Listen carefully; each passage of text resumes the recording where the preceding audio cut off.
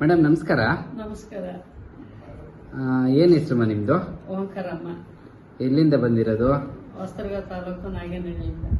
ಏನಾಗಿತ್ತಮ್ಮ ನಿಮ್ ಪ್ರಾಬ್ಲಮ್? ನಮಗೆ ಭುಜ ನೋವಾಗಿತ್ತು.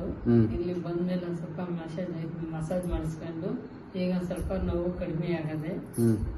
ಇವಾಗ ಪರವಾಗಿಲ್ಲ. ಪರವಾಗಿಲ್ಲ. ಏನೇನ ಕೈ ಎತ್ತಕ್ಕೆ ಆಗ್ಲಿಂದ ಎಷ್ಟು ವರ್ಷದಿಂದ ಎತ್ತಕ್ಕಾಗ್ತಿರ್ಲಿಲ್ಲ? ವರ್ಷದಿಂದ ಇತ್ತು ಸರ್. ಒಂದು ವರ್ಷದಿಂದ ಇತ್ತು. ವರ್ಷದಿಂದ ಇತ್ತು.